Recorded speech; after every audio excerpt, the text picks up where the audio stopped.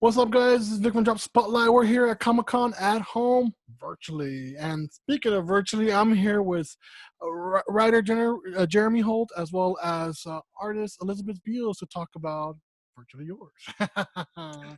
How y'all doing today? Doing Doing good. very well. Awesome. That's great to hear. That's great to hear. A little warm today, but I got the ceiling fan going, so it's keeping a little fresh. So, both, can you describe to me Virtually Yours? Tell me about it. Sure. Virtually Yours is basically a rom-com in the most general sense. However, Elizabeth and I've created a story around a very unique dating app, specifically for people who are not interested in dating. I like that. I like that a lot. And I was able to get a review copy and read the story, and it was just amazing. Like the twists and turns on it. I was like, oh my Lord, he's talking to her. He didn't know about it. I really enjoyed that part because they were right there. Yet they were still talking to each other throughout the app. Yeah, story within a story. Oh, yes. So my next question, when creating the story for Virtually Yours, did you use any past stories from yourself dating into the novel? 100%.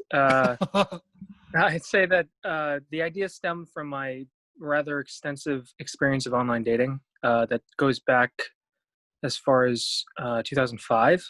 I'm getting up there in age, so I've definitely tried all the apps, and I wanted to write a story about the experience of everything around dating that isn't like the honeymoon phase, like the people that are in relationships that fall out of relationships, the people that don't want to be dating because they want their careers more than anything else. So that was kind of what I wanted to focus on.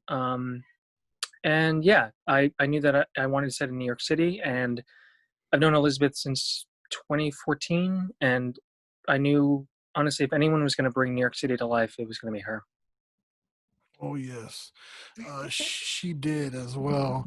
But I have to ask, you captured the essence because in a lot of the families, I'm Latino, like they'll tell you who you're dating. Why aren't you married? Where's the ring? When can I meet her? What's going on? Who's that too good for you? I'm like, dude, you just captured that essence. Like, did you have parents like that? You or Elizabeth, like parents are like, I didn't. I actually that was pulled from an experience. A girlfriend I had many years ago is Dominican, so I would go to the Bronx a lot to visit her family, and her mom was very much that type of person. There's nothing wrong with it. It's definitely a cultural thing, but I thought that was an interesting thing to show what I thought was a real New Yorker, because my ex-girlfriend is a real New Yorker, born and raised in the Bronx. So, yeah, I thought that it was very fitting. Yes, it was, and that caught me just off guard. Just starting to read, I'm like, whoa. It captured it got me more with curiosity because it's something where you could engulf yourself and be true to it because this is real. Like you're seeing the girl, she's trying to avoid the mom, and the dad's like, relax. And the mom's like, no, she needs to do this, and I thought I was like that captured like seeing. I mean, childhood. the fact that like it's so immersive, I think, is a true testament to the art, because it's a rom-com, so there's not like big action sequences and all that, and for Elizabeth to have her style is just hyper detailed, really enhance the story in ways that I didn't even write into the script. So it did Elizabeth, you did amazing in the art. Thank you. Like my next question really is like, how did you capture that emotion in every image? So when there's time there was no written words and you look at the image, you're like, oh wow, you could already tell just from the emotion.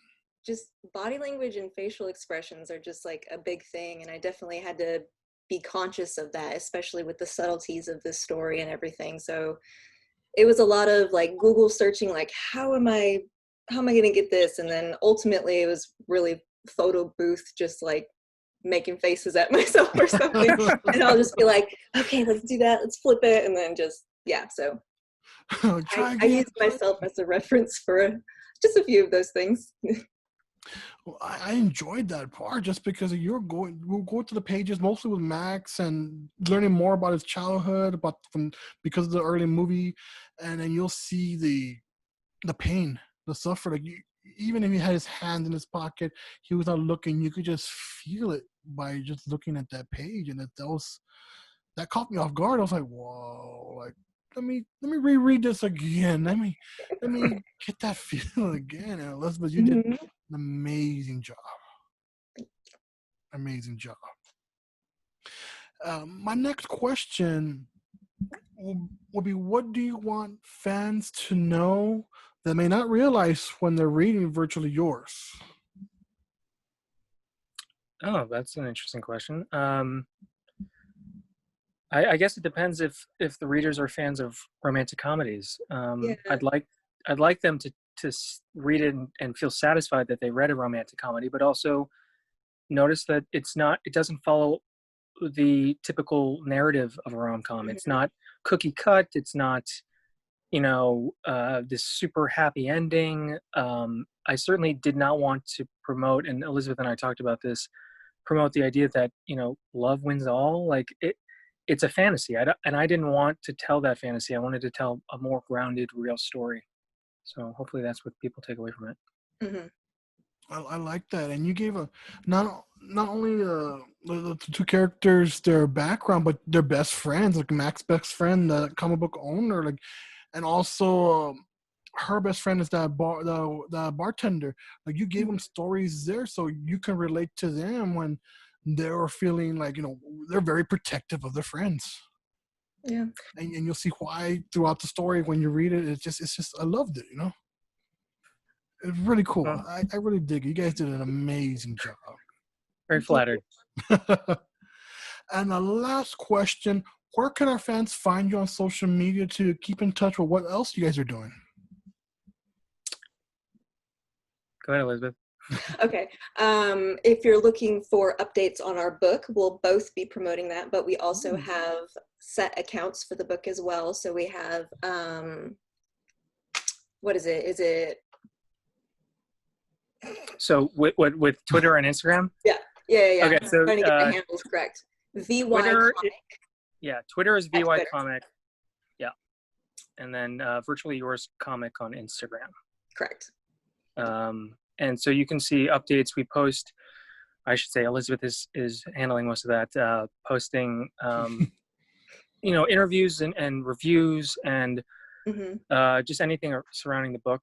And we'll be doing that for a while now because we have a lot of fun stuff lined up as far as press for this book, and we want to talk about it. So yeah.